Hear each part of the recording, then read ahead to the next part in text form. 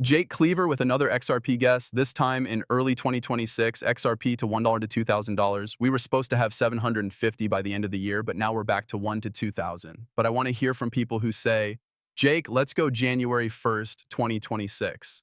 How do we get to where we think XRP might be? If all the things that I think will happen in the time frame, I think they will. $1,500 and $2,000 in XRP. That does sound crazy. That's okay. Okay.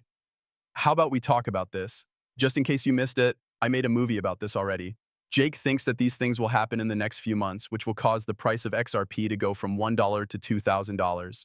Claver thinks that when the reverse carry trade ends, there will be a big change in the amount of money in the world's reserves. This will cause money to move from traditional markets to digital assets like XRP. This could happen when there is a lot of macro volatility or when monetary policy changes, like when the US interest rate changes. 20 to 30% of the time, this will happen. As you might expect, he thinks that Tether will be looked at more closely, which will make both Tether and Bitcoin fall apart. Flavors do say that if US agencies work together to take action against Tether, possibly under the Genius Act, it could cause panic in the stablecoin community. He thinks that buyers might turn to XRP as a safe haven if they lose faith in USET. Plus, he kind of says that Tether does help keep Bitcoin's price high, that people would switch from Bitcoin to XRP if Tether couldn't do that anymore. We already have clear rules about XRP from the government. I don't need to talk about this with you. The SEC gave up on their cross appeal. The only thing left is to wait for the ETFs to be approved. We'll hear more in the middle to end of October. A lot of people trust Jake's predictions because they think he has NDAs and knows things that most people don't. I just want to tell you that these predictions are a little crazy, and something really crazy would have to happen for these prices to become real. Please don't believe everything you read. I really want XRP to hit $1,000 or $2,000. I would be done. I could just leave for the rest of my life. I could sit on the couch and play video games. I wouldn't miss this enough. I'd miss you guys too much, but really those places look like they would be great places to live. That's what I want most of all. The same way we do it. We're going in a different direction, and I get a little nervous when we talk about crazy prices. In 5 months, because we already have all this BS from Bitcoin maxes and ETH maxes, Link is now joining the fight. In a way, this makes us look silly, right? It's the same as saying that Bitcoin will reach $1,000 tomorrow. There's no way it will reach $1 million tomorrow, but Bitcoin might get there in the next few years. That's up to you. This new XRPO real-world asset headquarters, real-time real-world asset, stablecoin analytics was made by Luke Judges, Chain TradeFi to look at it. There is a lot of really cool stuff on this. I'll leave this in the description in case you guys want to try it out and let me know what you think. This is really, really cool to me.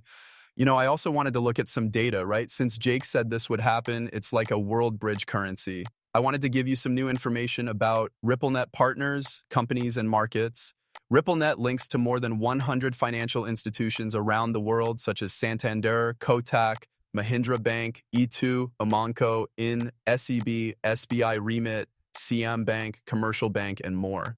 These include some of the biggest banks and payment systems in the world. Ripple's payment network connects 90 markets, which is more than 90% of the daily foreign exchange markets. Foreign exchange is worth $7.5 trillion a day, which is the same as 7.5 million deals of $1 million each. Also, companies and banks would save a huge amount of money every year using XRP instead of the current method. So I do think this could be used in a play through partnerships with payment services like Aeon Pay. Ripple's partnerships now reach almost 20 million merchants in Southeast Asia.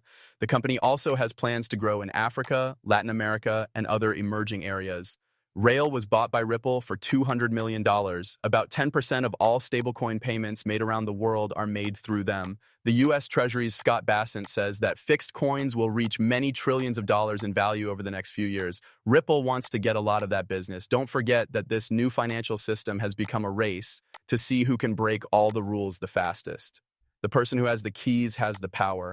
There are also Ripple options such as Xcur and Xrapid via integrations let banks and providers connect their own payment systems for instant payments, allowing true interoperability across different payment channels, legacy rails, and blockchain-powered networks. The Royal Monetary Authority of Bhutan, the Saudi Central Bank, and the Bank of Thailand are some of the central banks and large companies that have used or are testing Ripple-powered payment solutions.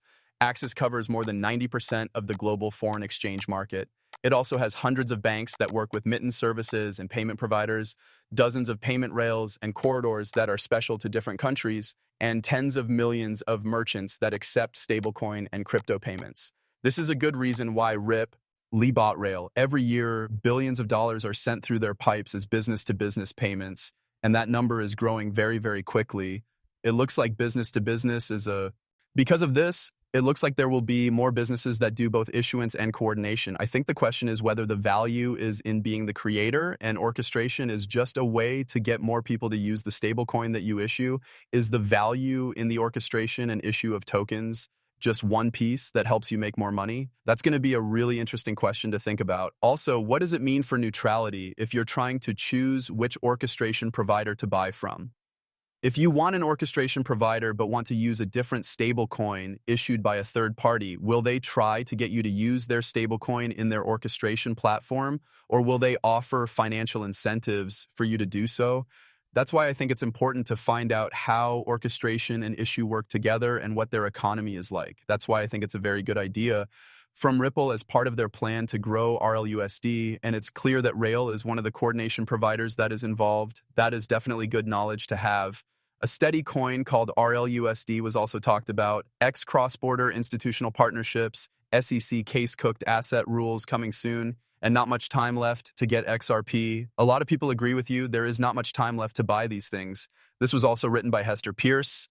The SEC's case against Ripple was finally over last week.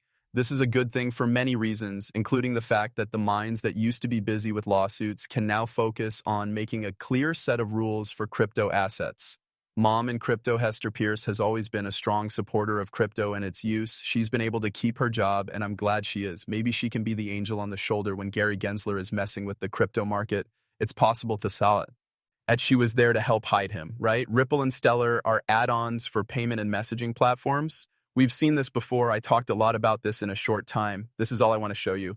I also made a film about the month of July. As per a report from the Central Bank of Malaysia, XRP could take the place of bank savings. That video was great. Keep an eye out for that coming soon. Also, we do think that stablecoins will be the way that money moves around the world in the future. I think banks will ask Ripple to let them use their technology to make their own safe coins. This could mean that a lot of people want XRP and the whole XRP system in the future. The first things that will be tokenized are stocks, bonds, derivatives, real estate, and loans. At this point, we don't even know what we don't know. Things will be tokenized in a few years. We're like, really? Are you going to tokenize that? That does make sense, right? There are going to be a lot of cool things. Make sure you're following, guys. Make sure that you're signed up. Have a really great day. It's an honor to be with you at this time. Have a great week. Hello. If you want to learn about money, don't watch this video. The point is to have fun. I'm not a business advisor. This is just for fun. Please get help with your money if you need it. Come back to the video now.